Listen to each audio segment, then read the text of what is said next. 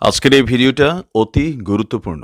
দেখা মাত্র প্রত্যেকটা বাংলাদেশী নাগরিক এটা ভিডিওটা শেয়ার করে দিবেন, কারণ আমি যে তথ্যগুলো দিচ্ছি। নমস্কার, খবরের অন্তরালের খবর নিয়ে ক্যালকাটা ডায়ালগস থেকে মনোজ দাস বলছি।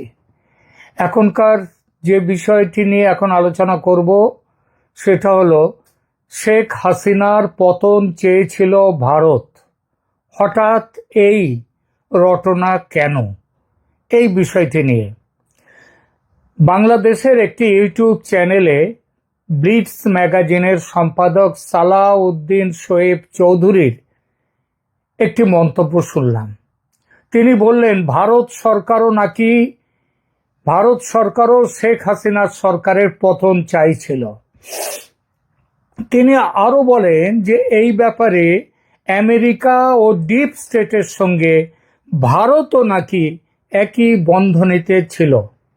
শুধু সালাউদ্দিন শোয়েব চৌধুরী নন, বাংলাদেশের একাধিক সূত্র থেকে ইদানিং জানতে পারছি এই কথাটি।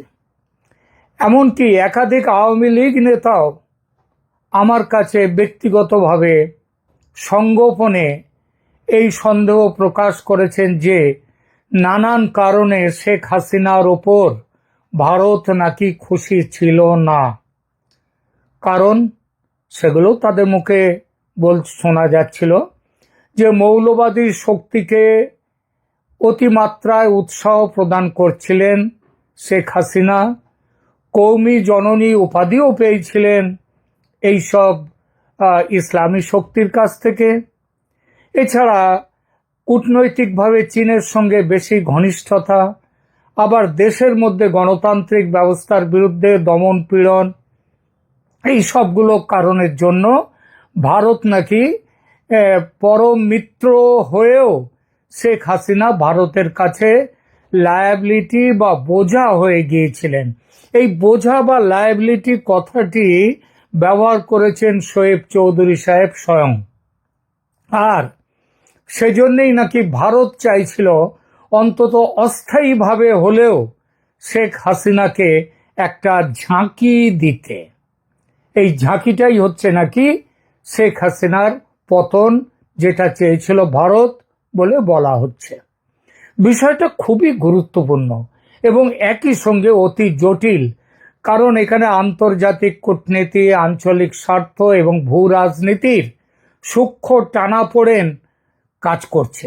সংক্ষেপে বললে শেখ হাসিনা ও ভারতের সম্পর্ক সবসময়ই বন্ধুত্বপূর্ণ, কিন্তু কৌশলগতভাবে ভারসাম্যপূর্ণও ছিল।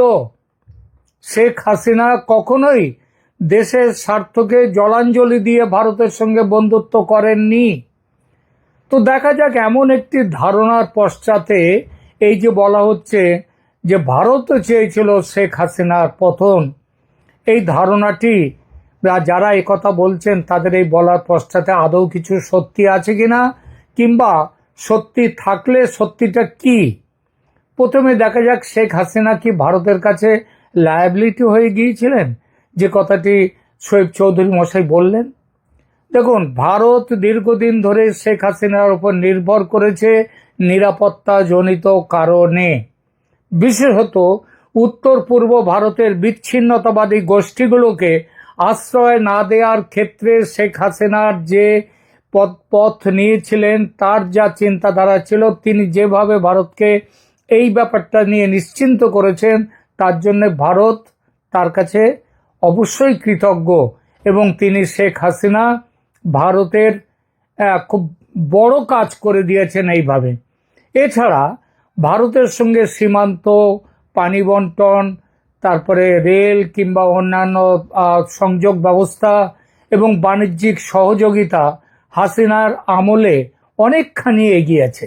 আবার সাম্প্রতিক বছরগুলিতে হাসিনার শাসন নিয়ে দেশে বিদেশে যে স্বৈরতান্ত্রিক সমালোচনা, মানবাধিকার সংক্রান্ত হাসিনার খারাপ রেকর্ড, জানি না তার মধ্যে কতটা সত্যি আর কতটা প্রচার, এবং রাজনৈতিক সংঘাত বেড়েছে, তাতে ভারতকে কিন্তু মাঝে মাঝে পশ্চিমা চাপের মুখে পড়তে হয়েছে, অস্বস্তিতে পড়তে হয়েছে, এটাও দেখা গেছে।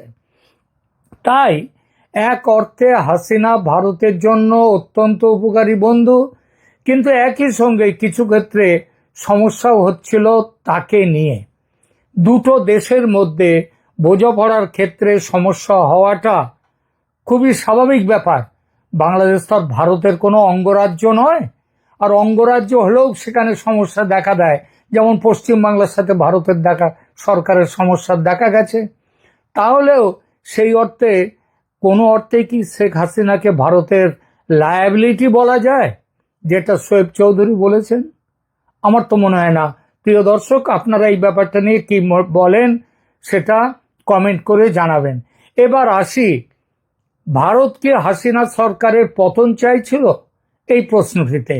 দেখুন, ভারত কখনো প্রকাশ্যে এরকম সংকেত আদপেই দেয়নি।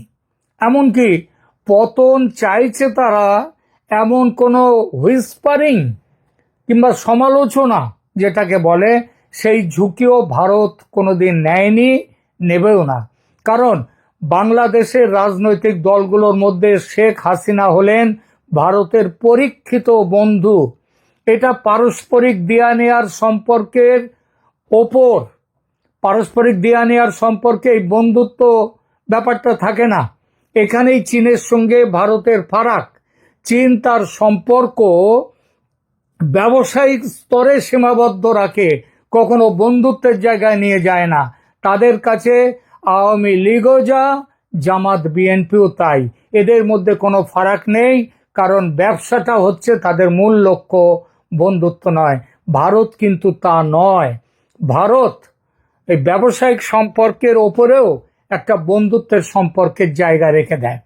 ভারত বাংলাদেশ, দ্বিতীয় কারণ দেখুন, ভারত বাংলাদেশ পাশাপাশি দেশ, পারস্পরিক স্বার্থে বাণিজ্য সম্পর্কের ওপর বন্ধুত্বের সম্পর্ক দুদেশের নিরাপত্তা ও উন্নয়নে একটা বড় ভূমিকা নেয় এবং সেটা নিয়েছেও।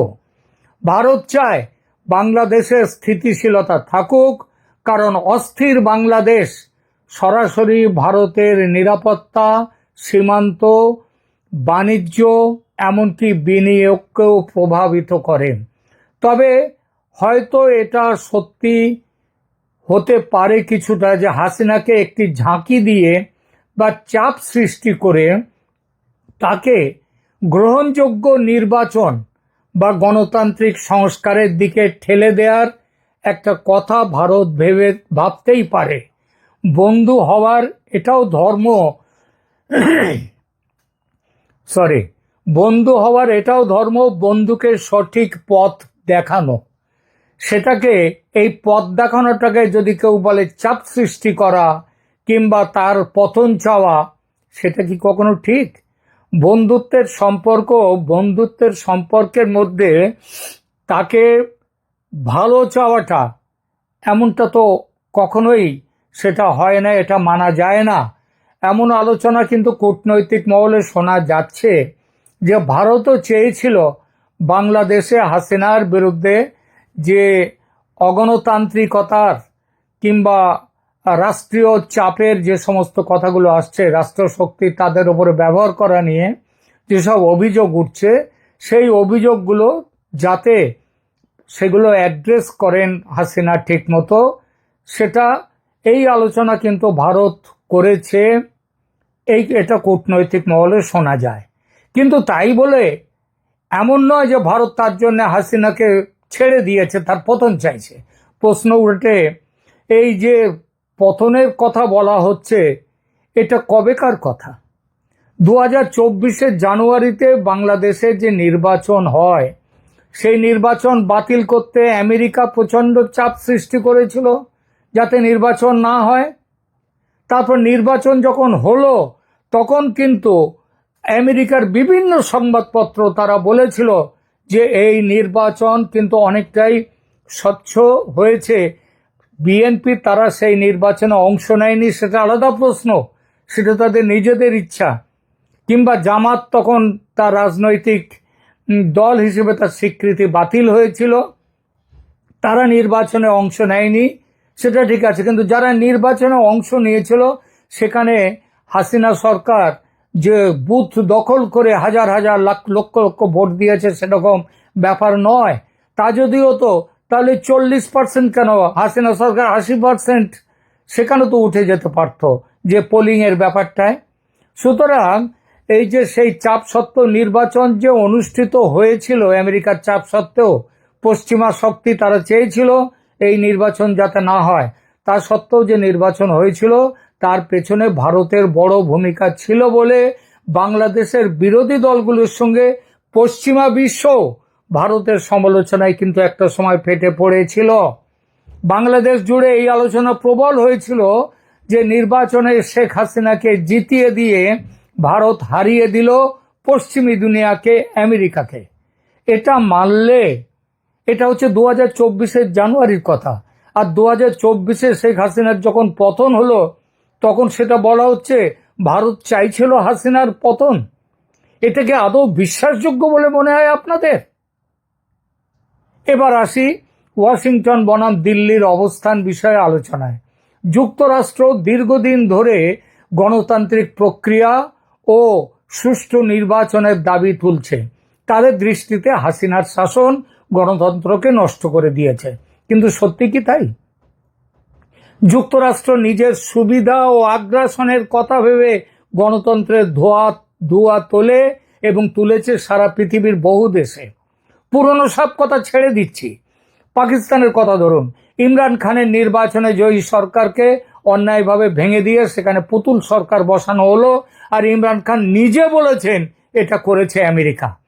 বাংলাদেশে নির্বাচিত শেখ হাসিনা সরকার ভেঙে দিয়ে যে ইউনূস সরকার, অনির্বাচিত সরকারকে বসানো হলো, সেটা কি হাসিনার চেয়ে গণতান্ত্রিক সরকার? হাসিনার অগণতান্ত্রিক সরকার ছিল, তার বদলে যাকে বসানো হলো সেটা কি খুব একটা গণতান্ত্রিক? তারপর বাংলাদেশে আজ যা চলছে, যে অত্যাচার নিপীড়ন চলছে, সেগুলো কি গণতান্ত্রিক? অন্যদিকে ভারতের কাছে গণতন্ত্র যেমন চাওয়ার, ভারত যেমন গণতন্ত্রকে সম্মান দেয়, শ্রদ্ধা করে, তেমনি স্থিতিশীলতা ও তার নিরাপত্তারও অগ্রাধিকার দেয় ভারত।